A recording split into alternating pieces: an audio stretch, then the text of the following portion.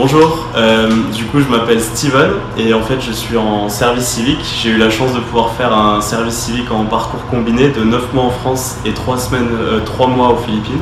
Voilà, et donc durant ce volontariat en fait je fais un volontariat avec les enfants où je travaille avec les enfants dont l'âge va de 1 à 5 ans et je dois créer des animations, par exemple faire des puzzles, faire de la peinture, faire du dessin, faire plein de choses avec les enfants, des jeux. Et du coup, ce volontariat me permet de développer mes compétences et contribue aussi au développement des objectifs du développement durable, des ODD. Je pense que cette contribution, elle se fait au niveau des savoirs, par exemple, des savoir-faire.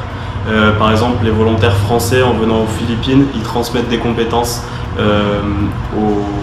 au staff, enfin aux équipes philippines. Leurs compétences, leur savoir-faire, et en échange ils apprennent aussi des Philippins qui leur transmettent aussi des compétences. Je pense que ça se fait aussi donc, au niveau des connaissances, au niveau des compétences, au niveau des manières de travailler aussi. Je pense que les Philippins et les Français n'ont pas forcément les mêmes manières de travailler au niveau de l'organisation du travail, au niveau de la hiérarchie.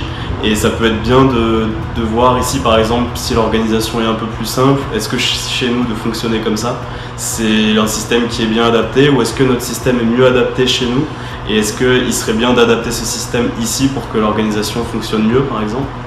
Au niveau du développement, des objectifs du développement durable, qu'est-ce que je pourrais dire voyager à l'étranger pour les volontaires français.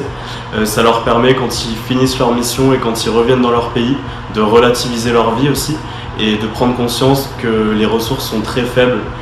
Par exemple, si on va dans des pays qui sont sous-développés ou moins développés, par exemple, et d'introduire des changements dans leur vie comme économiser l'électricité, par exemple, économiser l'eau, ne pas gâcher la nourriture.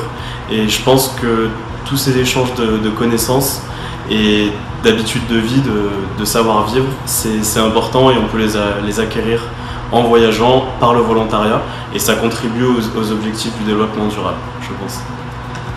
Voilà, je pense à peu près avoir tout dit. Je pense que la question est très très vaste, j'ai dû sans doute oublier beaucoup de choses. J'ai parlé des connaissances, des compétences, de relativiser la vie et de prendre conscience de choses, des ressources naturelles. Et je pense avoir tout dit. Voilà, merci en tout cas.